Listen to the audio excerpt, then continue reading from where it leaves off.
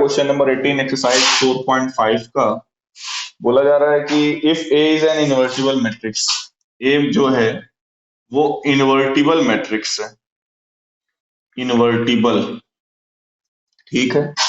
A B an invertible matrix of order two मतलब जो matrix है उसका ऑर्डर क्या है, 2x2। आगे बोला जा रहा है then determinant of A inverse, हमें क्या चाहिए, ए इनवर्स का डिटर्मिनेंट। चार ऑप्शन है आपके सामने, चारों में से किसके इक्वल होगा। चलिए करते हैं। अब देखिए इसके लिए करते क्या है, मान लो ए 2x2 की जो मैट्रिक्स है तो कुछ एलिमेंट्स मान लो A1 B1 A2 B2। हमने मान लिया ये है मैट्रिक्स की entries A1 B1 A2 B2। Okay, अगर बच्चों इसका हम डिटर्मिनेंट निकालें, इस मैट्रिक्स का डिटर्मिनेंट निकालें तो क्या आएगा, डिटर्मिनेंट आएगा A1 B2। भाई पहले तो इसको डिटरमिनेंट फॉर्म में लिखोगे, फिर डिटरमिनेंट क्या आएगा, A1 B2 minus A2 B1, ये इसका आएगा डिटरमिनेंट। अब हमें क्या निकालना है, ए इनवर्स का डिटरमिनेंट। अच्छा बच्चों, ए इनवर्स बराबर आपको पता है होता क्या है, एडजॉइंट ऑफ ए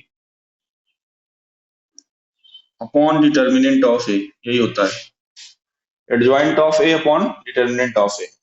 जरा देखिए एडजॉइंट ऑफ ए आप लोग डायरेक्टली बता सकते हो, आपको पता है 2x2 का आप डायरेक्ट एडजॉइंट निकाल सकते हो। क्यों रिंकी, अगर ये 2x2 की मैट्रिक्स है तो इसका एडजॉइंट क्या होगा, क्या करते हैं,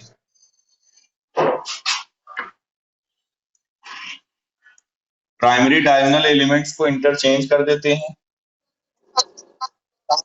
नहीं नहीं चलो ठीक है, कोफैक्टर्स तो निकाल के कर भी सकते हैं। अगर डायरेक्टली मैं पूछूं 2x2 का तो डायरेक्टली भी तरीका है, क्या प्राइमरी डायगोनल एलिमेंट्स को आप आपस में इंटरचेंज कर दीजिए, और सेकेंडरी डायगोनल में क्या होता है तो साइन चेंज, हाँ तो ये माइनस A2 हो जाएगा, ये माइनस B1 हो जाएगा।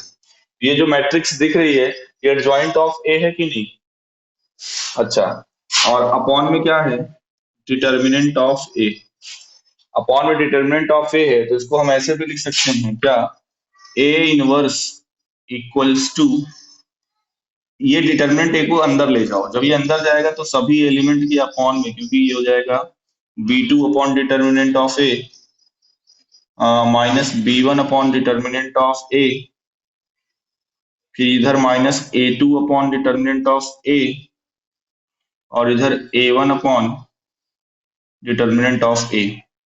कोई दिक्कत, अच्छा अब ध्यान दीजिए, ए इनवर्स हम निकाल चुके हैं, ए इनवर्स हमें निकालना था, ए इनवर्स हम निकाल चुके हैं, लेकिन हमें निकालना क्या है, ए इनवर्स, ये जो मैट्रिक्स आई इस मैट्रिक्स हमें चाहिए डिटर्मिनेंट, इस मैट्रिक्स का हमें बच्चों क्या चाहिए, डिटर्मिनेंट चाहिए। तो क्या होगा डिटर्मिनेंट, पहले तो इस मैट्रिक्स को आप डिटर्मिनेंट फॉर्म में लिख दीजिए, इसी मैट्रिक्स को आप डिटर्मिनेंट फॉर्म में लिख दीजिए, तो वही सेम चीज B2 upon determinant of A minus B1 upon determinant of A minus A2 upon determinant of A, और इधर A1 अपॉन डिटर्मिनेंट ऑफ ए। अब आप लोग ये बताइए, क्या फर्स्ट रो में 1 अपॉन डिटर्मिनेंट ऑफ ए हम बाहर ले सकते हैं, 1 upon determinant of A first row में है कि नहीं,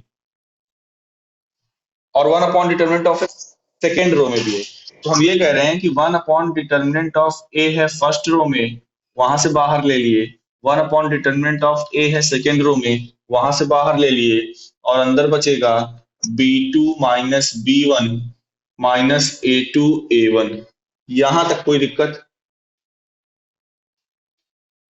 क्यों पिंकी, ओके। अब अगले स्टेप में देखिए, अगले स्टेप में ये हो जाएगा 1 अपॉन डिटर्मिनेंट ऑफ ए का होल स्क्वायर, और इसको सॉल्व करो तो ये क्या होगा, B2A1 माइनस, इन दोनों को जब मल्टीप्लाई करोगे तो माइनस माइनस तो आपस में बैलेंस हो जाएगा, प्लस ही हो जाएगा, लेकिन ये साइन तो रहेगा ही माइनस का, A2B1। जरा ध्यान से देखो, जो हमने डिटर्मिनेंट ऑफ ए लिखा था वो यही है क्या, A1 B2 बोलो या B2 A1 बोलो, बात एक ही है, तो इसको हम लिख सकते हैं वन अपॉन डिटर्मिनेंट ऑफ ए का स्क्वायर और इनटू में डिटर्मिनेंट ऑफ ए, ऐसा लिख सकते हैं। अब ये एक और एक पावर कैंसिल हो जाएगी। ओवरऑल यदि देखा जाए तो ए इनवर्स का जो डिटर्मिनेंट हम लोग निकाल रहे थे क्या आ गया, वन अपॉन डिटर्मिनेंट ऑफ ए, आया कि नहीं? और यही होगा आंसर। इसका आंसर क्या होगा, वन अपॉन डिटर्मिनेंट ऑफ ए। आया समझ में रिंकी? क्यों? Okay okay. और कोई क्वेश्चन तो नहीं है किसी का 4.5 में? आगे बढ़े, सिस्टम ऑफ लीनियर इक्वेशन में आए। ओके, चलिए अगले टॉपिक पर आते हैं। लास्ट टॉपिक है ये डिटरमिनेंट का। उसके बाद मिसलेनियस के कुछ क्वेश्चंस करेंगे, देन आपका मैट्रिक्स और डिटरमिनेंट 2 चैप्टर आपके खत्म।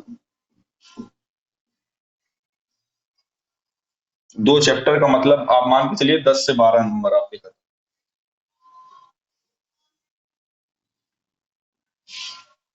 और ये कोशिश करिए ये 10-12 नंबर बच्चों एकदम सॉलिड बनाकर रखिए। ये 10-12 नंबर जो आपके हैं इसको आप सॉलिड बनाकर। अब ये कौन है, इसके यहाँ से आवाज आ रही है? क्यों, कौन था ये? मुस्कान कृष्णानी? मुस्कान,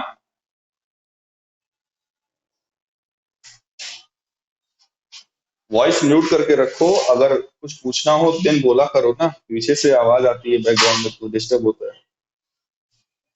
okay, system of system of system of linear equation. हम यहाँ पर पढ़ेंगे क्या, सिस्टम ऑफ लीनियर इक्वेशन को सॉल्व करना पढ़ेंगे बच्चों। लेकिन इसको देखो, सॉल्व तो आप नॉर्मली भी कर सकते हो। अगर मैं 3 वेरिएबल का आपको इक्वेशन दूं, आपसे कहूं बेटा सॉल्व करके एक्स वाई जेड की वैल्यू निकालो, तो बिल्कुल आपके पास मेथड है, एलिमिनेशन मेथड है, सब्स्टिट्यूशन मेथड है। आपने पेयर ऑफ 2 वेरिएबल पे पढ़ा हुआ है, तो यहाँ पे 3 वेरिएबल है, वो सिंपल मेथड से भी हो जाएगा, आंसर आ जाएगा। लेकिन यहाँ पे आपसे ये बोलेगा इसको सिस्टम ऑफ लीनियर इक्वेशन को सॉल्व करो यूजिंग मैट्रिक्स मेथड। सॉल्व करना रहेगा बच्चों किस मेथड से, मैट्रिक्स मेथड से आपको सॉल्व करना रहेगा। तो उसके लिए क्या करेंगे, तो ये होता क्या है, जैसे मान लो स्टैंडर्ड फॉर्म में लिख रहा हूँ a1x plus b1y plus c1z equals to d1। इसी तरह से a2x plus b2y plus c2z equals to d2 and a3x plus b3y plus c3z equals to d3। मान लीजिए बच्चों ये 3 इक्वेशन है, इन्हीं को हम तीनों इक्वेशन को कंबाइंड फॉर्म में ही बोलते हैं सिस्टम। क्यों? क्योंकि ये पूरा एक पैटर्न है। ये क्या हो गया, सिस्टम ऑफ लीनियर इक्वेशंस। कितनी लीनियर इक्वेशन है, 3 लीनियर इक्वेशन है। लीनियर का मतलब क्या होता है, एक ऐसी इक्वेशन जिसमें वेरिएबल की जो पावर है वो मैक्सिमम पावर क्या हो, 1 हो। यहाँ पे 3 वेरिएबल्स अवेलेबल हैं, लेकिन किसी में पावर 1 से ज्यादा नहीं होगी, तो इसलिए इनको हम लीनियर इक्वेशन कहते हैं। लीनियर इक्वेशन और सिस्टम मतलब ये, क्योंकि 3, जैसे वहां पे 2 इक्वेशन होती थी 10th क्लास में आपने पढ़ा है, वहां पे चैप्टर का नाम रहता था pair of linear equation in 2 variable. तो ये क्या हो जाएगा, ये सिस्टम ऑफ लीनियर इक्वेशन है। सिस्टम ऑफ लीनियर इक्वेशन में 2 से अधिक इक्वेशंस क्योंकि है तो इसको एक सिस्टम बोला जा रहा है। जहां पर ये आप कोफिशिएंट्स देख रहे हो, a1 a2 a3 b1 b2 b3 c1 c2 c3, these are the real coefficients of x y z, and d1 d2 d3 are also real constants where x y z are variable। तो हम लोग करते क्या है, जो coefficient से बनी हुई मैट्रिक्स होती है, हम क्या करते हैं, एक मैट्रिक्स जनरेट करते हैं। क्या लिखते हैं, स्टेप में लिखते हैं matrix formed by the coefficients of variables. Matrix formed by the coefficient of variables या coefficient of X Y Z. तो इनके कोफिशिएंट से मैट्रिक्स आप विथ साइन जनरेट करिएगा। जैसे फर्स्ट कॉलम में देखो तो a1 a2 a3 है, सेकेंड कॉलम में b1 b2 b3 है, और थर्ड कॉलम में c1 c2 c3 है। ये कहां से आया, ये जो लीनियर, क्योंकि पेपर में हो सकता है क्वेश्चन ये दिया रहेगा और आपसे बस इतना ही पूछेगा कि सिस्टम ऑफ लीनियर इक्वेशन को सॉल्व करिए या सोल्यूशन फाइंड आउट करिए यूजिंग मैट्रिक्स मेथड। तो आपको करना क्या है, यहाँ पे टारगेट क्या रहेगा, काम क्या रहेगा, आपको एक्स वाई जेड जो अननोन है उनकी वैल्यू निकालना रहेगा यूजिंग मैट्रिक्स मेथड। तो उसके लिए पहले मैट्रिक्स में इसको कन्वर्ट तो करें। तो क्या करेंगे, सबसे पहला स्टेटमेंट लिखेंगे, matrix formed by the coefficient of X Y Z. तो ये मैट्रिक्स फॉर्म्ड हो गई। अच्छा, कभी कभी ऐसा भी हो सकता है कि वाई वाला टर्म किसी टर्म में किसी इक्वेशन में हो ही ना। तो ऐसे केस में क्या करेंगे, मान लो ये लिखा होता a3x प्लस c3z, इतना ही लिखा होता, तो वहां पे क्या करते हैं हम, यहाँ ये एलिमेंट क्या आता है वो, ये बताओ।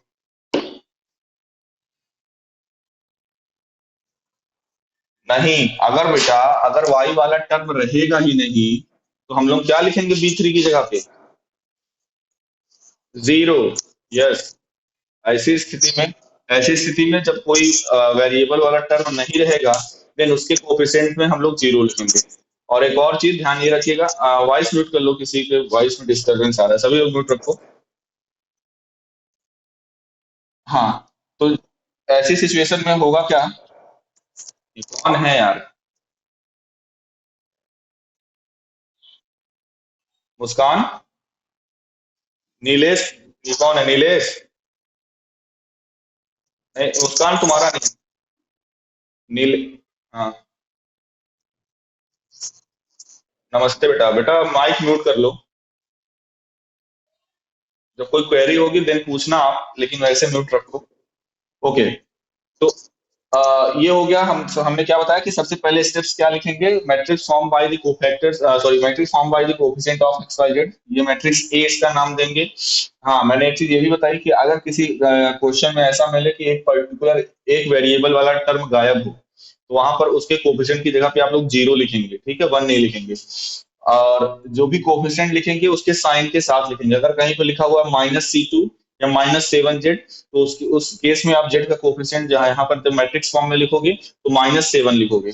ओके, इसको मैट्रिक्स ए बोलते हैं।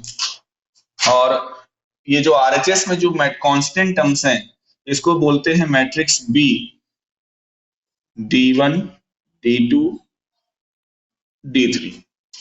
और जो अननोन टर्म है यानी कि एक्स वाई जेड, उसको हम लोग कैपिटल एक्स से डिनोट करते हैं, और उसको भी ऐसे लिखते हैं एक्स वाई जेड। मतलब कुल मिला के जो लीनियर इक्वेशन दिया हुआ है उसको सबसे पहले पहला काम तो यही हम मैट्रिक्स फॉर्म में जनरेट करेंगे, पहला स्टेप यही लिखते ही है। First we write the given system of linear equation in matrix form. तो मैट्रिक्स फॉर्म में हम क्या लिखते हैं, देखो इसको हम लोग ऐसे लिखेंगे, लेट, इसको हम लोग क्या लिखेंगे, A X equals to B के फॉर्म में लिखेंगे, ठीक है। This system of linear equation can be written as A X equals to B. ये बच्चों ये पूरा फॉर्म जो आप देख रहे हो ये मैट्रिक्स फॉर्म है। देखो ए एक्स का मतलब क्या हुआ, अगर ये मैट्रिक्स ए है, ये मैट्रिक्स एक्स है, ये तो ये ए और एक्स का जब आप आपस में मल्टीप्लाई करोगे तो इसका एलएचएस आ जाएगा कि नहीं, है ना। तो ए, जब आप इसको और इसको मल्टीप्लाई करोगे ए और एक्स को, तो आपको ये मिलेगा कि नहीं, एलएचएस इसका, जो तीनों इक्वेशन दी हुई। तो उसी इसलिए इसको बोला क्या जा रहा है, ये जो सिस्टम ऑफ लीनियर इक्वेशन आप देख रहे हो, इसको हम लोग मैट्रिक्स फॉर्म में कैसे लिखते हैं, ए एक्स इक्वल्स टू बी के फॉर्म में लिखते हैं। First, we write the system of linear equation in matrix form as ax equals to b, where a equals to this, x equals to this, and b equals to this। कोई problem यहां तक किसी को?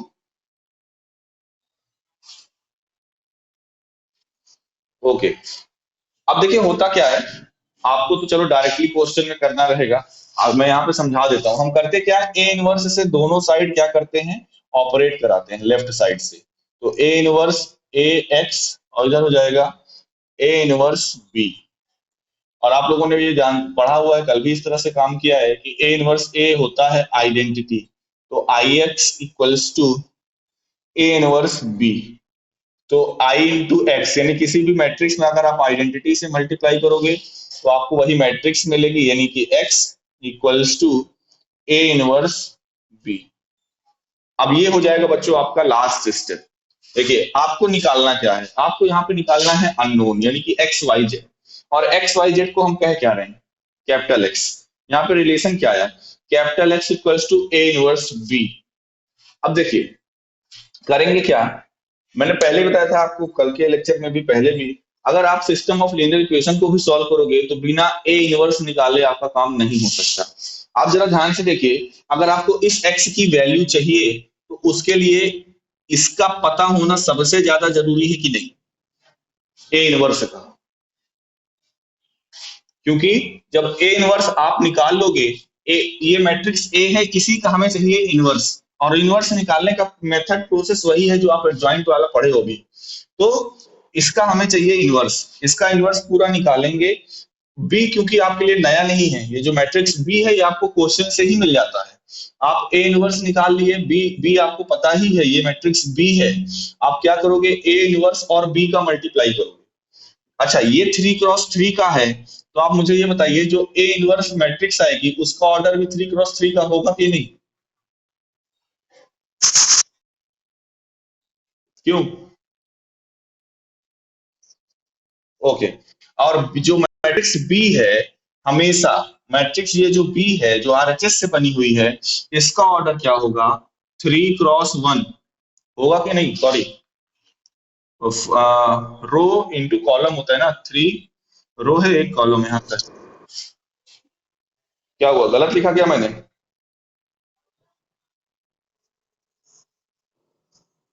1x3 क्यों होगा, 1 का मतलब होता है एक रो 3 कॉलम, यहाँ पे 3 कॉलम है तुम्हारे पास, है ना। अच्छा अब देखिए हमें मल्टीप्लाई करना है किसका, ए इनवर्स इंटू बी का। ए इनवर्स का ऑर्डर है 3x3, बी का ऑर्डर है 3x1। तो जब इन दोनों को मल्टीप्लाई करोगे तो जो रिजल्टेंट मैट्रिक्स आएगी उसका ऑर्डर क्या होगा, ए इनवर्स और बी का जब मल्टीप्लाई करोगे तो उसका ऑर्डर आएगा 3, यस 3x1। अच्छा इधर देखो जब ए इनवर्स बी को हम मल्टीप्लाई करें तो 3x1 की मैट्रिक्स आई, और ये जो एलएचएस में क्या है, एलएचएस में मैट्रिक्स एक्स है, और एक्स का भी ऑर्डर 3x1 ही तो है। अब आप यहाँ पे लिखा होगा एक्स वाई जेड, यहाँ पे कुछ नंबर लिखा होगा। अब आपसे पूछा जा रहा है अननोन की वैल्यू, तो जैसे ही आप इस तरह की मैट्रिक्स का रिलेशन आपको मिलेगा तो आप तुरंत बोल दोगे X equals to 2, Y equals to 3 and Z equals to 5। इतना काम आपको एक्स्ट्रा करना है। मेन काम बच्चों यहाँ पर भी वही है, ए इनवर्स निकालना, क्योंकि और आपको थोड़ा सा बढ़ जाता है यहाँ पर। ए इनवर्स निकालने के बाद आपको इतना काम और करना रहता है, बी आपको पता ही रहता है, ए इनवर्स बी को मल्टीप्लाई करके और इससे कंपेयर करना रहता है। लेकिन मेन काम मैं फिर वही कहूंगा, मेन काम ए इनवर्स निकालना ही है। इस मेथड से हम लोग ऐसे सॉल्व करते हैं सिस्टम ऑफ लीनियर इक्वेशन। आया समझ में, कोई दिक्कत किसी को? ओके अब आगे बढ़ते हैं। इसमें अब ये है कि अब जरूरी थोड़ी कोई भी सिस्टम ऑफ लीनियर इक्वेशन दे दो तो उसका सोल्यूशन एग्जिस्ट करेगा ही करेगा, या सोल्यूशन हम निकाल ही पाएंगे। तो फिर वही कंडीशन जो आप पढ़ते चले आ रहे हो, क्या हर सिस्टम ऑफ लीनियर का सोल्यूशन मिलेगा, ऐसा जरूरी नहीं है। तो यहाँ पर दो केसेस हैं, एक होता है, एक सिस्टम को बोलते हैं कंसिस्टेंट और एक सिस्टम को बोलते हैं इनकंसिस्टेंट। क्या, एक सिस्टम को बोलते हैं कंसिस्टेंट और एक को बोलते हैं इनकंसिस्टेंट।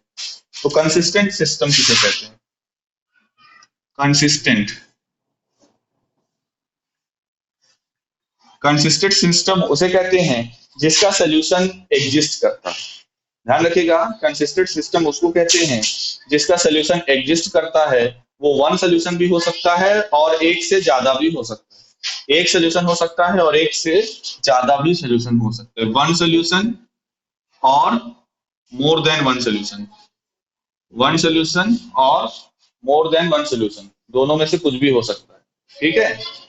अच्छा अब इसमें देखिए वन सोल्यूशन और मोर सोल्यूशन में वन सोल्यूशन का केस क्या है और मोर सोल्यूशन का केस है क्या है उसको बताते हैं।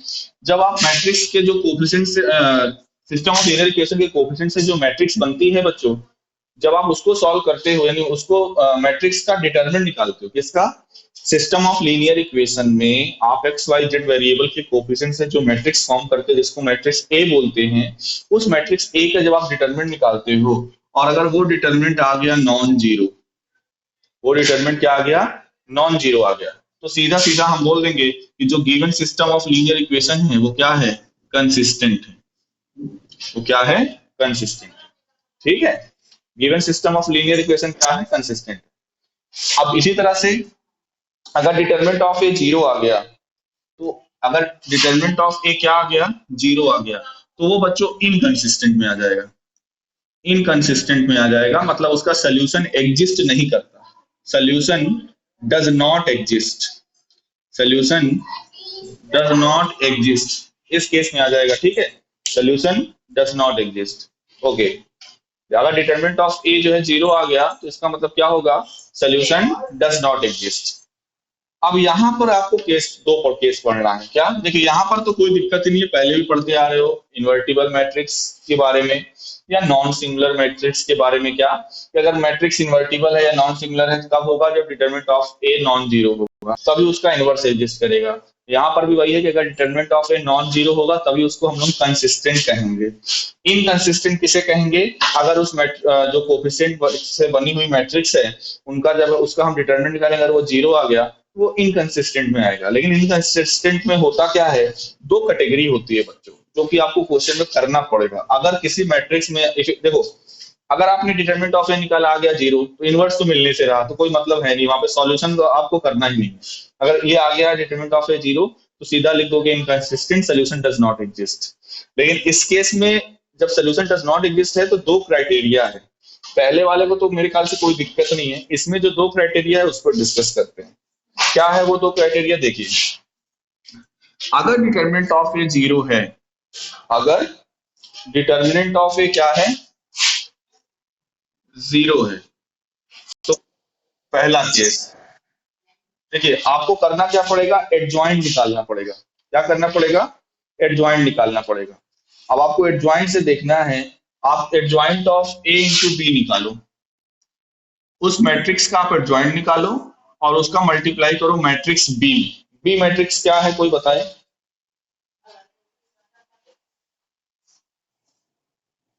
बी मैट्रिक्स आपको याद, नहीं नहीं नहीं, वो तो एक्स है ना। बी मैट्रिक्स जो आरएचएस में जो कांस्टेंट थे लीनियर इक्वेशंस के, वो है मैट्रिक्स बी। तो हाँ, यस, तो अगर डिटरमिनेंट ए जीरो है देन आपको ये करना पड़ेगा।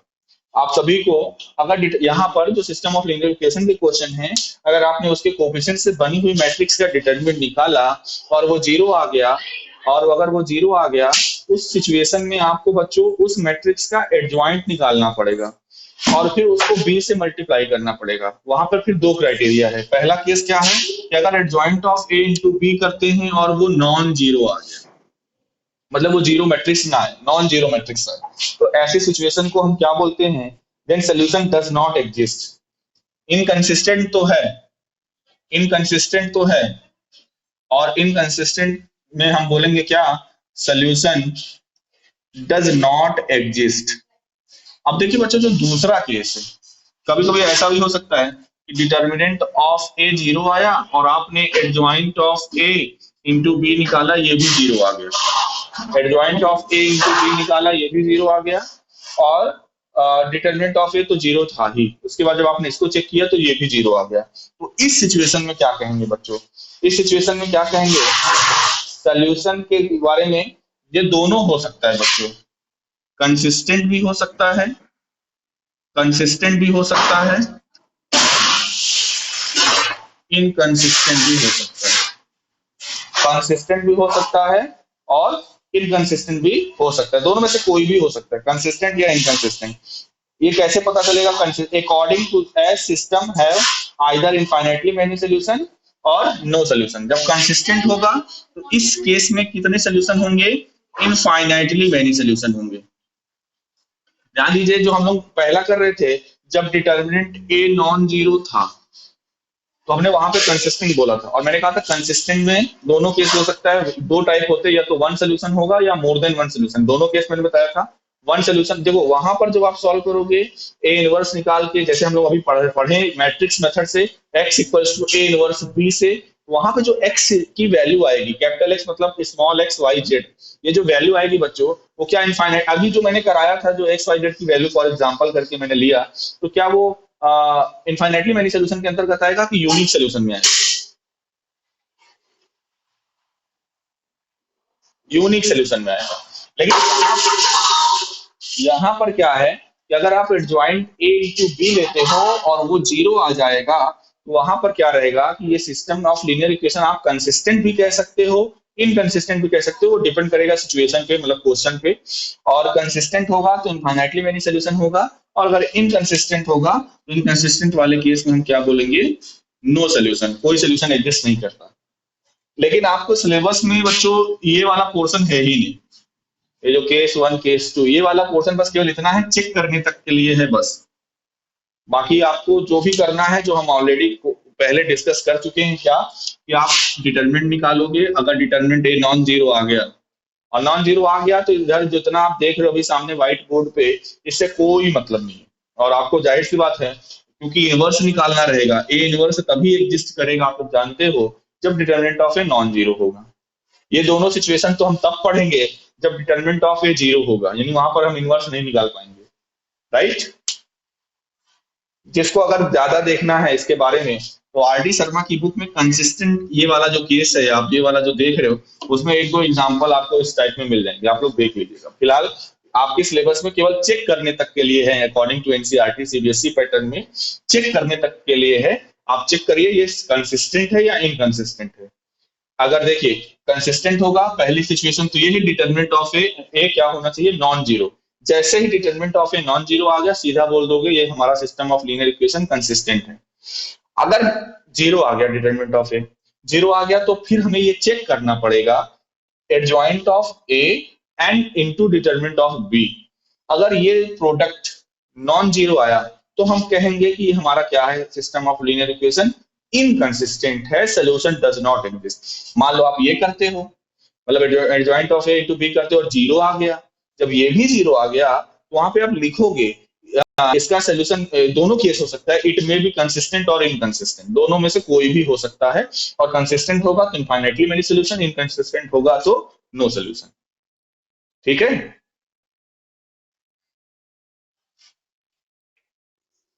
ओके, एक आध क्वेश्चन इस पे मैं करा, दो शायद दो क्वेश्चन है बस आपके स्टार्टिंग में, क्वेश्चन नंबर 3 या 5 या कोई दो क्वेश्चन है, जिसमें आपको ये मिलेगा कि डिटरमिनेंट ऑफ ए जीरो होगा और adjoint of A into B निकालोगे, वो नॉन जीरो होगा, तो आप सीधा कह दोगे कि ये इनकंसिस्टेंट। बस इतना ही कहना रहेगा, उसके आगे कुछ नहीं करना है। बाकी जितने भी क्वेश्चन हैं सभी में आपको जो पहले हम लोग पढ़ चुके हैं, यानी ये वाला case determinant of A non zero मिलेगा। अब जब determinant of A non zero मिलेगा, देन आप मैट्रिक्स मेथड का इस्तेमाल करके आप उसका इनवर्स निकालिए, वो करना रहेगा आपको। चलो पहले करते हैं एक दो क्वेश्चन चेकिंग वाले। तो इतना ही है बच्चों इसमें, बस अब लास्ट एक्सरसाइज है, उसी के क्वेश्चंस हैं। यस बोलो बोलो। हाँ बोलो बोलो। अभी फिलहाल ऐसी कोई गाइडलाइन सीबीएसई की तरफ से नहीं है, मतलब जो सिलेबस पूरा होल सिलेबस है वही पढ़ना है आपको। अगर अपडेट फर्दर करती है तो बिल्कुल आपको इन्फॉर्म किया जाएगा। ओके, तो बच्चों मैं यहाँ पे ले रहा हूँ 4.6 का क्वेश्चन नंबर 3। 4.6 का क्वेश्चन नंबर 3 क्या है? System of linear equation in two variable का है ये, x plus 3y equals to 5, फिर है 2x plus 6y equals to 8। अगर मैं कहूं मैट्रिक्स ए बच्चों यहां से लिखो, तो ये 1 2 3 6, और मैट्रिक्स बी क्या होगा? 5 8। यही होगा कि नहीं बच्चों?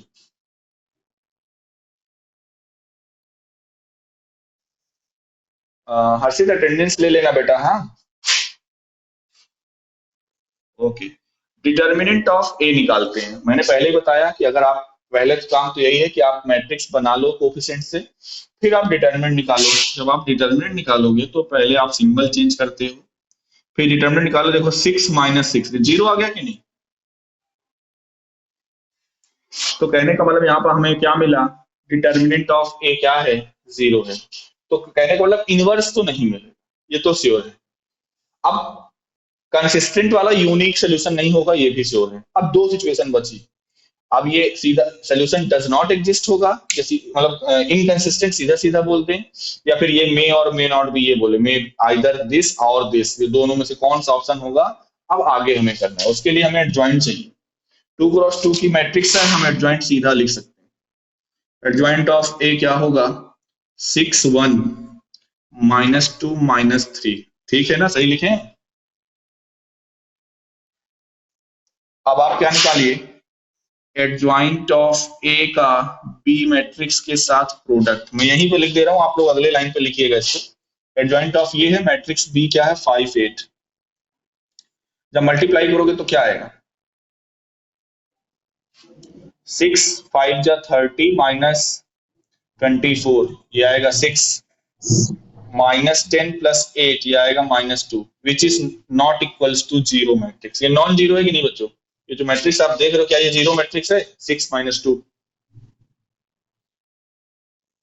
ये नॉन जीरो है। तो यानी हम हमारे पास ये सिचुएशन आ गई है क्या, adjoint of A into B is non zero, यही तो है।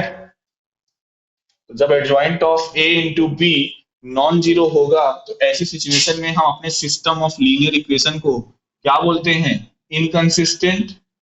इनकंसिस्टेंट और ब्रैकेट में क्या लिख देंगे, no solution, solution does not exist, ठीक है। अब यही चीज अगर जीरो आ जाता तो बस आपको यहाँ पर क्या लिखना पड़ता, system of linear equation either consistent और इनकंसिस्टेंट, बस इतना ही आपको चेंज करना पड़ता। फिलहाल वो केस आपको नहीं मिलेगा, मैं ये भी क्लियर कर दूं, यही मिलेगा। अगर डिटरमिनेंट ऑफ ए जीरो आया तो ये भी आपका क्या आएगा, एडजॉइंट ए इंटू बी करोगे तो नॉन। एक क्वेश्चन नंबर 3 हो चुका है और एक क्वेश्चन नंबर 5 है जो इसी पैटर्न का है। बाकी सब में आपको इनवर्स मिलेगा, determinant of A non zero होगा। बाकी जितने भी क्वेश्चन हैं सभी में, क्वेश्चन नंबर 5 कर लोगे आप लोग, इसी तरह से है, वो 3x3 का है हालांकि, लेकिन मुझे लगता है कर लोगे आप लोग। और उसके अलावा बाकी जितने भी क्वेश्चन है सब में आपको सोल्यूशन फाइंड आउट करना है, सब में आपको सॉल्व करना है, और ऐसा कुछ नहीं है कि नहीं बिना सॉल्व किए हो जाएगा। अब जरा देखो, एक सॉल्व करने का एक क्वेश्चन, मैं 2x2 का ही आज बता रहा हूँ, समय कम है, 3x3 पे हम लोग कल डिस्कस करेंगे डिटेल में। क्वेश्चन नंबर 7 ले लेते हैं। इसमें क्या करना है, सिस्टम ऑफ लीनियर इक्वेशन को सॉल्व करना है यूजिंग मैट्रिक्स मेथड। क्या है, 5x + 2y, 5x + 2y = 4। फिर दूसरा है 7x + 3y = 5। सबसे पहले क्या करेंगे, वी राइट, ऐसे ही लिखना है आपको एग्जाम में बच्चों, वी राइट above equation या above system of equations as ax = b।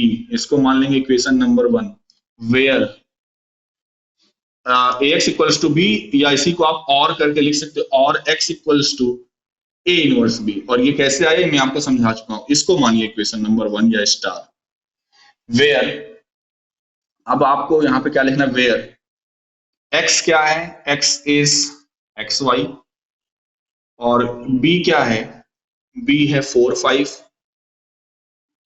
And a क्या है, a है 5 7 2 3। अब बच्चों हमें करना क्या है, इस इक्वेशन नंबर 1 पे हमें आना है, उसमें ए इनवर्स और बी चाहिए, बी हमारे पास है, ए इनवर्स नहीं है। देखिए अब आप जब पेपर में करेंगे, यहाँ पे मैं डायरेक्टली एडजॉइंट निकालने जा रहा हूँ, आपको पता है कि इसका इनवर्स निकालना है, 3x3 का हो या 2x2 का हो, आपको को फैक्टर निकाल के करना है, ठीक है। आप डायरेक्टली नहीं करोगे बच्चों। हाँ, अगर एक नंबर में क्वेश्चन आ जाए तो अलग बात है, जो कि आएगा नहीं फिलहाल। आपको ये भी 2x2 का भी नहीं मिलेगा, श्योरिटी मुझे लगभग इसकी भी है, 3x3 का ही मिलेगा। तो उसके लिए क्या करना पड़ेगा, सबसे पहले क्या निकालोगे आप, डिटरमिनेंट ऑफ ए निकालोगे। जब डिटरमिनेंट निकालोगे तो ये हो जाएगा 15 - 14 1 which is not equals to 0, therefore A inverse exist. कोई दिक्कत यहाँ तक किसी को, ए इनवर्स एग्जिस्ट करेगा। अब क्या करेंगे, अब आपको करना क्या रहेगा, इसके कोफैक्टर्स लिखने देंगे। क्या कोफैक्टर्स, मतलब कुल मिलाकर कोफैक्टर्स लिखोगे तो क्या लिखोगे, a11 a12 a21 a22। फिर कोफैक्टर से बनाओगे मैट्रिक्स, और कोफैक्टर से जो मैट्रिक्स बनेगी उनका ले लोगे ट्रांसपोज उस मैट्रिक्स का, और वो क्या आएगा, एडजॉइंट आएगा। मैं यहाँ पे फिलहाल मैं डायरेक्टली लिख रहा हूँ क्योंकि मुझे उम्मीद है कि आप लोग को फैक्टर चेक कर लोगे, ये चीज आएगा तो वही कर लोगे ना। ओके, ध्यान रखना डायरेक्टली मत करना एडजॉइंट, जो हम लोग कहते हैं कि ट्रिक पता है या डायरेक्टली कर लेते हैं। एग्जाम में किसी भी क्वेश्चन में कितने भी नंबर का क्वेश्चन क्यों ना हो, 2x2 का अगर आया है तो आपको फैक्टर निकाल कर ही एडजॉइंट निकालिए। ओके, तो एडजॉइंट हो ऐसे होगा क्या हमारा, ये हो जाएगा 3 5 -7 -2, यही होगा कि नहीं बच्चों। तो यहां से ए इनवर्स जब निकालेंगे, ए, क्योंकि ए इनवर्स होता क्या है, adjoint of A upon determinant of A. Determinant of A की वैल्यू क्या आई है, 1। तो जब इससे 1 से डिवाइड करोगे तो क्या इसमें कोई फर्क पड़ेगा क्या, ये तो वही रहेगा। 3 -7 -2 5। अब देखिए ए इनवर्स आ गया है। अब हमारा अगला काम क्या होगा, substituting the value of A inverse in equation number 1। तो जब आप इक्वेशन नंबर 1 में रखोगे तो आपको मिलेगा x equals to, A inverse की वैल्यू क्या है, 3 -7 -2 5। ये बच्चों एक्स इनवर्स की वैल्यू है, इंटू बी क्या है, 4 5। तो बस इसको मल्टीप्लाई कर लो। एलएचएस में क्या है, एक्स का मतलब क्या हुआ, एक्स वाई। ये आरएचएस में क्या आ जाएगा, 3 4 12 -10 यानी कि 2। ये हो जाएगा -28 + 25 यानी कि -3। यही होगा कि नहीं बच्चों। So this will implies that x equals to 2, y equals to -3. This is your answer. और जो आप वेरीफाई हमेशा करना लास्ट में जरूर, मतलब अपने सेटिस्फेक्शन के लिए, क्योंकि 5 नंबर में आएगा क्वेश्चन, 3x3 का रहेगा। और बहुत बार ऐसा होता है कि आप एक्स वाई जेड की वैल्यू निकालते हो, आपको कंफर्मेशन रहता है, पता नहीं क्यों कि मैंने जो किया है वो बिल्कुल सही है। वो कब सही माना जाएगा, जब आप भले ही पेपर में मत दिखाओ इसको, आप अपने माइंड से करो, रफली करो, जो एक्स वाई की वैल्यू आई है उसको आप गिवन इक्वेशन में रखो, सेटिस्फाई करना चाहिए। ठीक है, कोई दिक्कत, तो करिएगा इस एक्सरसाइज के क्वेश्चंस को। बाकी हम लोग आज जो आपकी प्रॉब्लम्स होगी कल डिस्कस करेंगे, लगाइएगा जरूर, यही बेटा 3x3 का क्वेश्चन आता है पेपर में।